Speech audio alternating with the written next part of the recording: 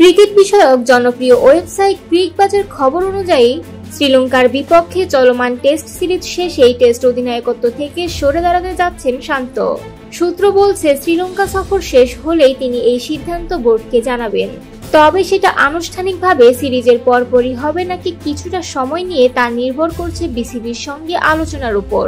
নাম প্রকাশে অনিচ্ছুক বিসিবির এক কর্মকর্তা ক্রিকবাজকে জানিয়েছেন, সাম্প্রতিক ঘটনাবলীর পর শান্ত এই সিদ্ধান্তে একরকম দৃঢ়ই হয়ে উঠেছেন। তার ভাষায়, ওকে অনেকদিন ধরে চিনি, ও যেভাবে অপমানিত বোধ করেছে তাতে ওর এমন সিদ্ধান্ত নেওয়া অস্বাভাবিক নয়।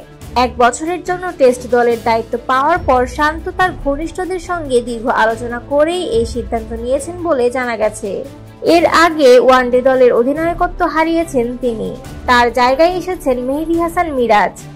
অথচ কিছুদিন আগে টি-20 নেতৃত্ব ছেড়ে দিয়ে শান্ত নিজেই জানিয়েছিলেন তিনি টেস্ট আর ওয়ানডেতে মনোযোগ দিতে চান। ক্রিকবাজ আরো জানায়, শান্ত একসময় সব ফরম্যাটে অধিনায়কত্ব ছাড়তে চেয়েছিলেন, তবে তৎকালীন বোর্ড সভাপতি ফারুক আহমেদ তাকে টেস্ট ও ওয়ানডে নেতৃত্ব ধরে রাখতে বলেন। তবে সবকিছুর টার্নিং পয়েন্ট ছিল 12 জুন।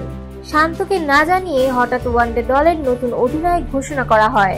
জরুরি এক জুম মিটিং এর পরই চলে আসে সিদ্ধান্ত। বোর্ড সূত্র বলছে, ওই দিন শান্তর প্রধান কোচ ফিল সিমন্সের সঙ্গে আলোচনায় বসার কথা ছিল, কিন্তু cricket operations chairman Nazmul Abedin ফাহিমের ফোন পাওয়ার পর সেই বৈঠক আর হয়নি। শান্ত তখনও ওয়ানডে সিরিজের পরিকল্পনা করছিলেন, অথচ তার হাতে তখনও খবর ছিল না নেতৃত্ব বদলের।